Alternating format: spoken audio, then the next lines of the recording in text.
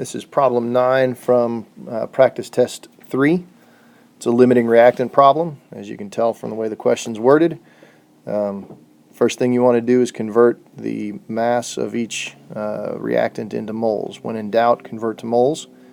Why do we want to convert to moles? We convert to moles because the coefficients in the equation give us ratios, mole ratios for the reaction.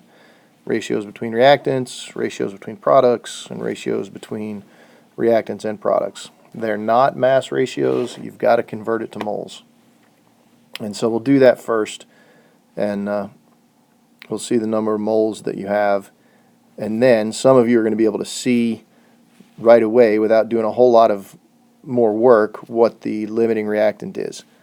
For the rest of us, we have to do a little more work to do a pretty quick calculation. Now, if you look at the answers in the back of the practice test, that gives you one method. That's certainly a very quick method, and you're welcome to use that.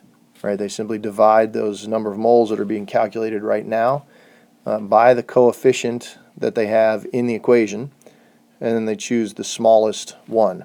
I'm going to use a slightly different method in the next slide here in a minute, just that goes a little better with the definition of limiting reactant.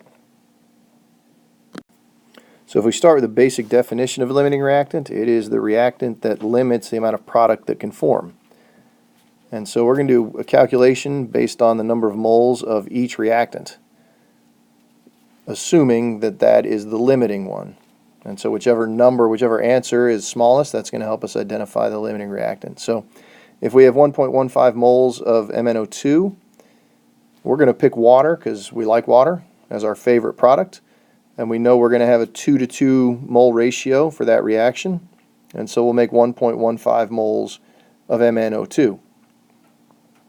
And we'll repeat that calculation for the rest of the quantities.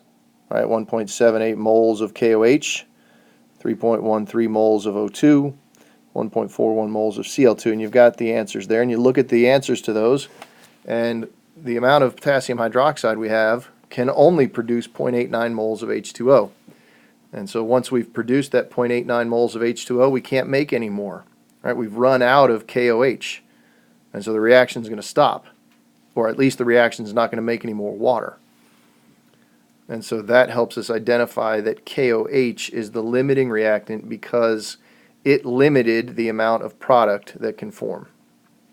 Now, a common mistake that students make with this method is they'll often add up all of those moles of H2O, which tells me they don't understand what was going on here. So resist the urge, if that's there, to add up the number of moles of H2O, because that's not correct. You can only make what KOH limits you to, because again, once you run out of KOH, you can't make any more.